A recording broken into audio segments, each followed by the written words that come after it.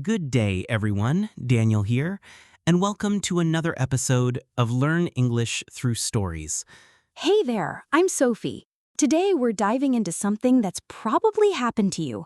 That frustrating moment when you think your English is clear, but native speakers keep asking, "Sorry, what did you say?" Oh, Sophie, this is such a painful experience for learners. Just yesterday, Carlos told me he practiced his presentation perfectly at home, but during the actual meeting, his American colleagues kept looking confused and asking him to repeat things. I can feel the embarrassment through the screen. And you know what's heartbreaking? It's often not about grammar or vocabulary at all. These learners have great ideas and correct English, but something's getting lost in translation between their mouth and the listener's ears. Exactly. And here's what most people don't realize. Native speakers expect to hear English in a certain way. We learn from when we're babies to recognize certain patterns and sounds. When those patterns are different, our brains work much harder to understand what we're hearing. That's such an important insight, Daniel. So it's not that learners are speaking incorrectly, they're speaking in a way that native brains aren't automatically tuned to receive? But that sounds kind of unfair, doesn't it? It does feel unfair, but understanding this actually helps you make smart changes. The biggest problem isn't your accent. It's usually the way you stress words and the rhythm of your sentences that native speakers need to understand meaning quickly. Ooh, tell us more about this rhythm thing, because I've noticed that some learners speak perfect individual words, but when they put sentences together, something sounds off to native ears. Perfect observation, Sophie. English has a special rhythm. We make certain words sound strong and say others quickly. When learners make every word sound the same strength, it creates a strange pattern that's harder for natives to follow. So it's like music. If you change the beat, even the same notes sound completely different. That makes total sense. But how do learners figure out which words to stress and which to rush through? Great analogy, Sophie. The key is understanding that English speakers make the important words strong, nouns, main verbs, adjectives, and say the small words quickly, like the, and, to, in. This creates a natural beat that native ears expect. I love how practical that is. So instead of saying, "I went to the store yesterday" with equal stress, it would be, "I went to the store yesterday" with that bouncy rhythm. Exactly. You've got it perfectly. Now, let's talk about another big problem: unclear sounds at the ends of words. Native speakers need those word endings to understand grammar and meaning. Oh, this hits close to home. I remember when I was learning Italian, I kept dropping the final consonants because it felt more natural to me. But it was confusing for native speakers because they couldn't tell if I meant singular or plural, past or present. Perfect example. In English, those final sounds tell us important information. When learners say, "I finish," instead of "I finished," or "five cat," instead of "five cats," natives have to work extra hard to fill in the missing information. And I bet that extra mental work makes them tired and more likely to just give up trying to understand, right? It's not that they don't want to understand, their brains are just working overtime. Absolutely. And here's something surprising. Native speakers often blame themselves when they don't understand accented English. They feel bad asking you to repeat, so sometimes they just nod and smile, which doesn't help anyone. Oh, wow. So both sides are feeling awkward and frustrated. The learner thinks, "Why don't they understand me?" And the native speaker thinks, "Why can't I understand them? I should be better at this." It's a lose-lose situation. Exactly. But here's the good news.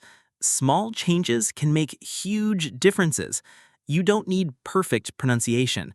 You need smart clarity in the areas that matter most to help native speakers understand you. I love that reframe, Daniel. So it's not about changing your entire accent. It's about fine-tuning specific elements that help native brains process your English more easily. What are those key elements? First, clear vowel sounds in the strong parts of words. Native speakers use vowel sounds to recognize words quickly. Second, that rhythm pattern we talked about. Third, clear sounds at word endings. These three things help with most of the understanding problems. Those sound totally manageable. It's not about becoming someone else. It's about making small adjustments that dramatically improve communication success. But Daniel, what about when learners feel like they have to choose between being understood and being authentic? Such an important concern, Sophie. Here's the thing. Communication adjustments don't change who you are. When you speak your native language with a baby, you adjust your speech patterns, but you're still authentically you. That's such a beautiful way to think about it. You're not betraying your identity, you're being considerate of your listeners' processing needs, like adjusting your handwriting to be more legible without changing your message. And here's something interesting. Many successful international English speakers learn what I call switching skills. They can change their clarity level based on who they're talking to and the situation. So with close friends who know your speaking patterns, you might be more relaxed, but in professional settings or with new people, you consciously turn up the clarity. That sounds like a superpower. It absolutely is.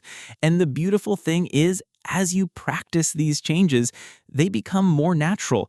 You're not constantly thinking about it. You learn to feel when to change and when to relax. Now I'm curious about specific practice techniques. How can someone train their mouth and brain to make these adjustments without feeling overwhelmed or fake? Start with recording yourself reading news articles out loud, focusing on making important words strong and clear word endings. Then listen back and compare to native speaker recordings of similar content. This trains your ear and your mouth at the same time. And I bet shadowing exercises help too, playing native speaker audio and trying to match their rhythm and stress patterns, even if your accent is different. Absolutely. Shadowing helps you learn that natural sense of English rhythm. You're training your brain to feel the natural flow of English stress patterns, which is more important than making every sound perfect. Before we share some specific techniques you can practice today, I want to mention that next episode, we're flipping this conversation completely. We'll talk about how to stop worrying about your accent and speak with authentic confidence, because sometimes the best communication strategy is embracing exactly who you are. That's going to be such a powerful follow-up, Sophie. Today is about strategic adjustments for clarity. Next time, we'll explore when and why to stop adjusting and start owning your unique voice. Both approaches have their place in confident communication. Now, let's give you some practical exercises for training your ear and mouth to recognize and produce the rhythm and clarity patterns that native speakers expect, plus specific phrases that will help you manage communication breakdowns gracefully. Remember, every successful international English speaker has been through this journey of learning to bridge the gap between their natural speech patterns and native speaker expectations. You're not broken, you're just learning to fine-tune your communication for maximum impact. And here's the beautiful truth. As you develop these skills, you'll find that communication becomes easier and more enjoyable for everyone involved. Clear communication is a gift you give to your listeners and to yourself.